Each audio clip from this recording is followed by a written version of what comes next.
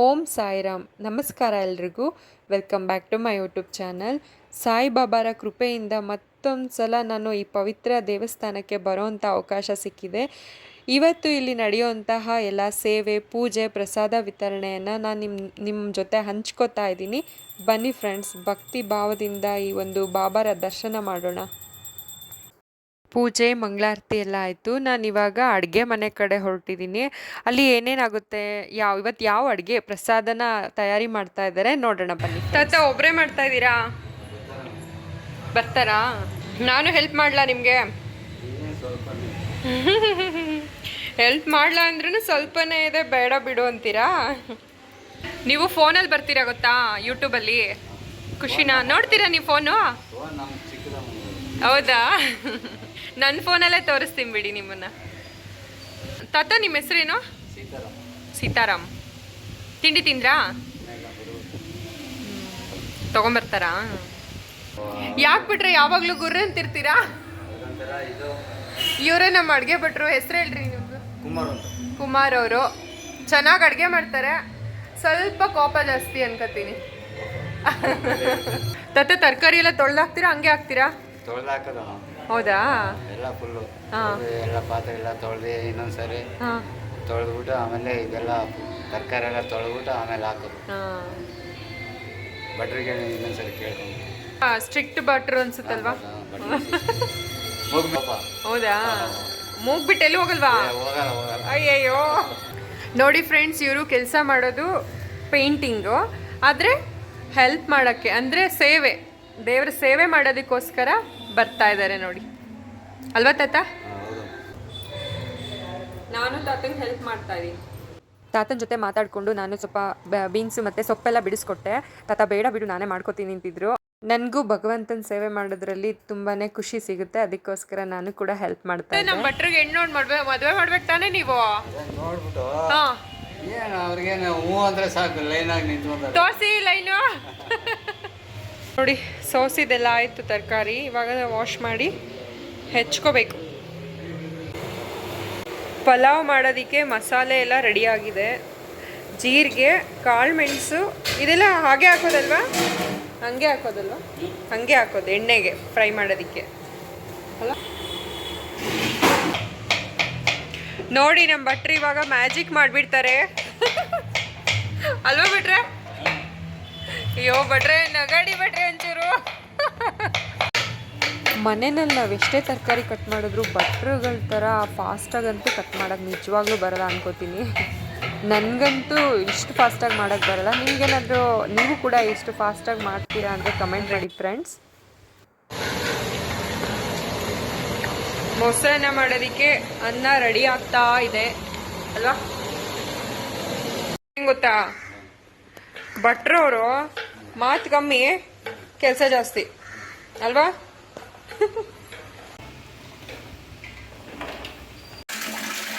Friends, ತರಕಾರಿ ಹೆಚ್ಚಿದ್ದು ಎಲ್ಲ ರೆಡಿಯಾಗಿದೆ. ಇವಾಗ ಎಣ್ಣೆನ ಕಾಯಕ್ಕೆ ಇಟ್ಕೊಂಡು ಮೊದಲೇ ಬಿಳಿ ಬಟಾಣಿನ ಹಾಕ್ಕೊಂಡು ಫ್ರೈ ಮಾಡ್ತಾ ಇದ್ದಾರೆ. ಅದಾದಮೇಲೆ ಹೆಚ್ಚಿಟ್ಟಿರೋಂಥ ಕೊತ್ತಂಬರಿ, ಕರಿಬೇವು ಮತ್ತು ಪುದೀನ ಸೊಪ್ಪು ಇದು ಮೂರನ್ನು ಹಾಕ್ಕೊಂಡು ಎಣ್ಣೆಯಲ್ಲಿ ಚೆನ್ನಾಗಿ ಫ್ರೈ ಮಾಡ್ಕೋತಾ ಇದ್ದಾರೆ ನೋಡಿ.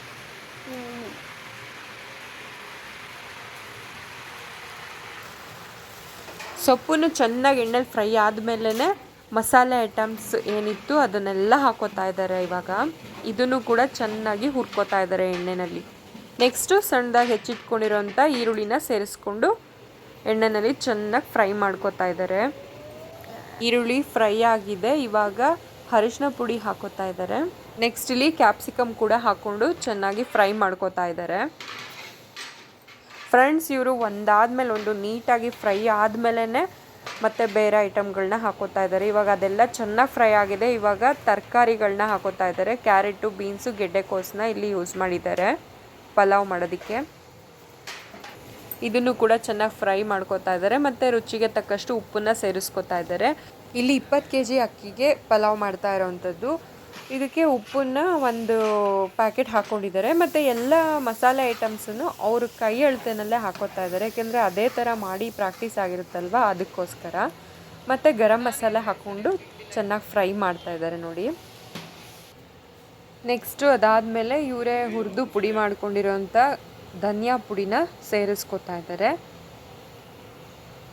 ಎಲ್ಲವನ್ನು ಕೂಡ ಇವರು ಕೈ ಅಳತೆನಲ್ಲೇ ಹಾಕೋತಾ ಇದ್ದಾರೆ ನೋಡಿ. ಅದು ಹಾಕ್ಕೊಂಡು ಚೆನ್ನಾಗಿ ಮಿಕ್ಸ್ ಮಾಡ್ಕೊಂಡಿದ್ದಾರೆ.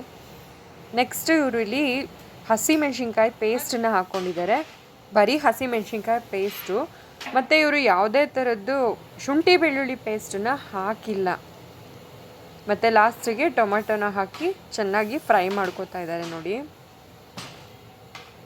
ಹಾಕಿರೋವಂಥ ತರಕಾರಿ ಐಟಮ್ಸ್ ಎಲ್ಲ ಕೂಡ ಫ್ರೈ ಆದಮೇಲೆ ಇವರು 2 ಲೀಟ್ರ್ ಮೊಸರನ್ನ ಸೇರಿಸ್ಕೊಂಡು ಮಿಕ್ಸ್ ಮಾಡ್ಕೋತಾ ಇದ್ದಾರೆ.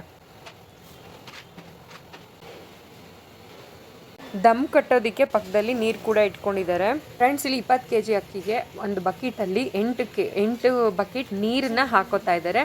ಅದು ಕುದ್ಮೇಲೆ ಅಕ್ಕಿನ ಸೇರಿಸ್ಕೊಂಡು ದಮ್ ಕಟ್ಟೋದಕ್ಕೆ ಇಟ್ಬಿಡ್ತಾರೆ.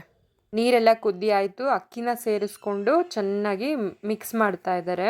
ಸಾಯಿಬಾಬಾ ದೇವಸ್ಥಾನದಲ್ಲಿ ನಮ್ಮ ಸುಧಾ ಮೇಡಮ್ ಅವರು ಪ್ರತಿಯೊಬ್ಬರಿಗೂ ಜಿಲೇಬಿಯನ್ನು ಪ್ರೀತಿಯಿಂದ ಕೊಡ್ತಾ ಇದ್ದಾರೆ. ಭಕ್ತಾದಿಗಳು ಸಹ ಅದನ್ನು ಭಕ್ತಿ ಭಾವದಿಂದ ಸ್ವೀಕರಿಸ್ತಾ ಇದ್ದಾರೆ.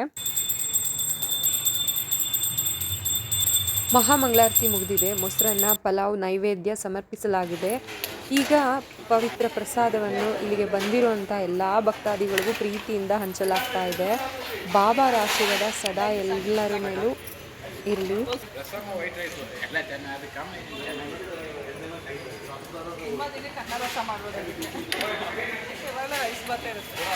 ಅಲ್ವೇರು ರಸಮ್ ರೈಸ್ ಮಾಡೋದು. ಇವಾಗೇನು ಪ್ರಾಬ್ಲಮ್ ಇಲ್ಲ ಅಲ್ವಾ?